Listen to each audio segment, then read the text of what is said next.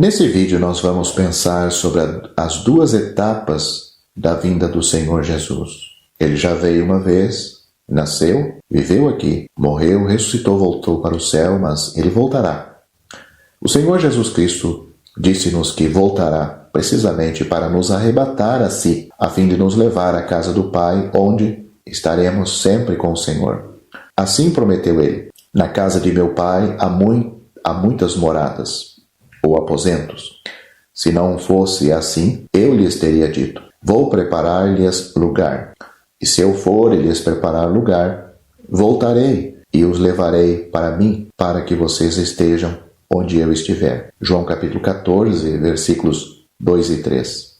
Em primeiro lugar, nessa ocasião, ele, o Senhor Jesus, diz que está partindo. Em segundo lugar, diz que voltará novamente. Terceiro, ele diz: ele nos levará para si. E em quarto lugar, ele diz que nos levará para a casa do Pai, onde ele preparou um lugar para nós.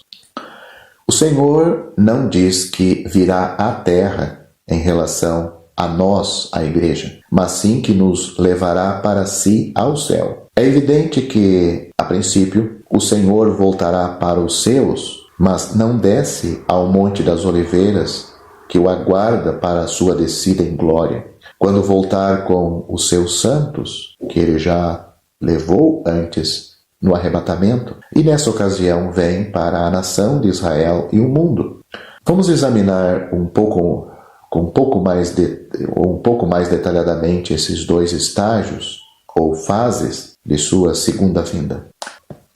O que é comumente chamado de segunda vinda não é um evento único, pois os leitores superficiais ou aqueles que amam simplificar as coisas que diferem podem perceber ou pode parecer querer ver sem perceber que há diferenças óbvias de caráter e intervalos de tempo na sua vinda. A melhor forma de examinarmos a segunda vinda do Senhor em duas etapas é examinando as próprias Escrituras, examinando o que a Bíblia diz. Portanto, vamos revisar essas duas etapas do retorno do Senhor lendo alguns versículos. Primeiro vamos considerar a sua segunda vinda vendo a primeira etapa. Os santos são arrebatados nesta primeira etapa. Vamos ler alguns versículos relacionados a este evento. Note: porque o próprio Senhor, com voz de comando, com voz de arcanjo e com a trombeta de Deus, descerá do céu.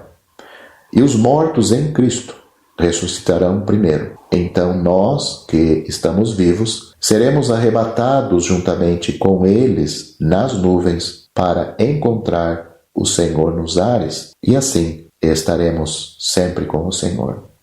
1 Tessalonicenses, capítulo 4, versículos 16 e 17. Vamos notar mais outro versículo. Eis que te conto um mistério. Nem todos dormiremos, mas todos seremos transformados em um momento, num piscar de olhos, ao som da última trombeta, porque a trombeta soará e os mortos ressuscitarão incorruptíveis e nós seremos transformados. 1 Coríntios capítulo 15, versículos 51 e 52. Agora, neste caso, a Escritura nos revela de maneira clara que Cristo não descerá à terra, mas aos ares acima de nós, e dali chama os seus para encontrá-lo ali em cima e estar com ele. Essas passagens nos revelam que os crentes vivos deste tempo da igreja, junto com os mortos que já ressuscitaram naquele momento, serão arrebatados. Isto é, eles não permanecem na terra, mas o mundo e as pessoas do mundo continuam seu curso no tempo até encontrar os julgamentos da ira de Deus contra eles, coisa que temos no livro de Apocalipse, a partir do capítulo 5, 6. Em relação a esta palavra grega que aparece em 1 Tessalonicenses capítulo 4, versículo 17, arpazo, traduzida por arrebatar, Vine, um homem chamado Vine, em seu dicionário expositivo de palavras do Novo Testamento, ele diz o seguinte sobre essa palavra: este verbo comunica que uma força é exercida de forma repentina, como em Mateus capítulo 11, versículo 12, onde lemos o levam embora. Capítulo 12, versículo 27, 29, a palavra é traduzida saque. E no capítulo 13, versículo 19, arrebatar, para tomar a força. Veja também seu uso em João capítulo 6, versículo 15, capítulo 10, versículo 12, 28 e 29, e Atos capítulo 23, versículo 10.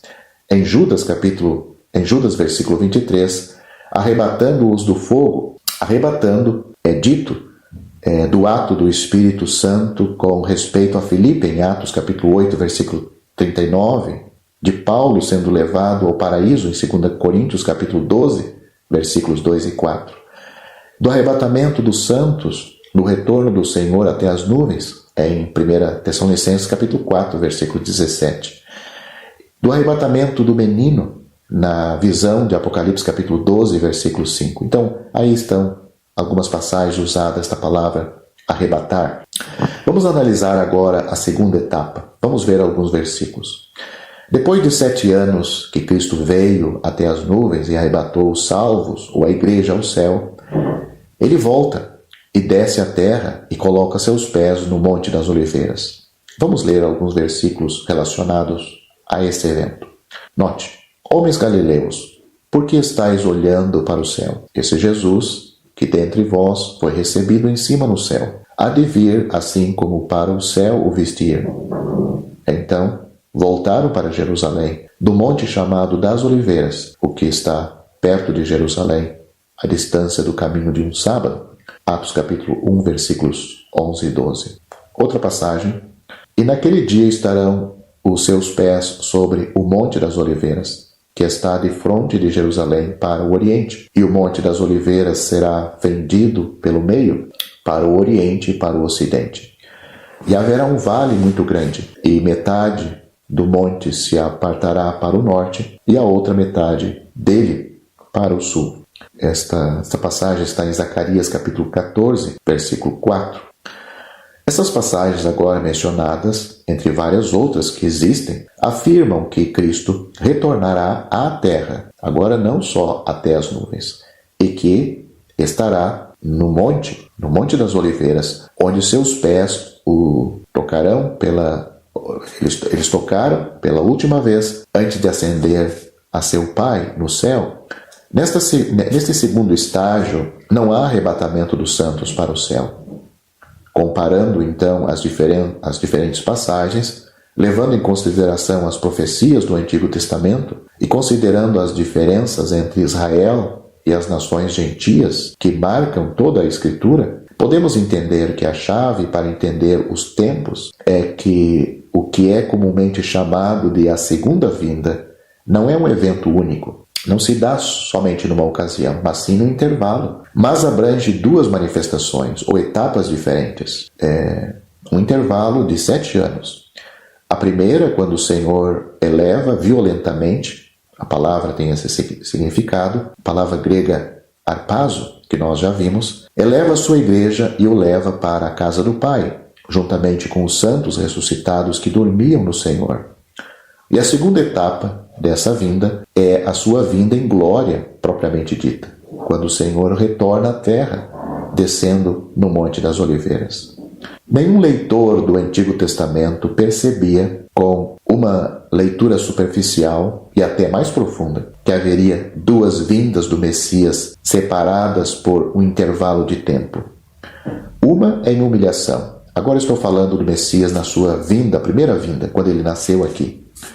Então, aqueles que liam o Antigo Testamento não percebiam isto, que uma ele vinha em humilhação e outra em glória. Nem será capaz de encontrar qualquer versículo que detalhe explicitamente que haveria 2 vindas dessa forma, como muitos exigem que assim seja.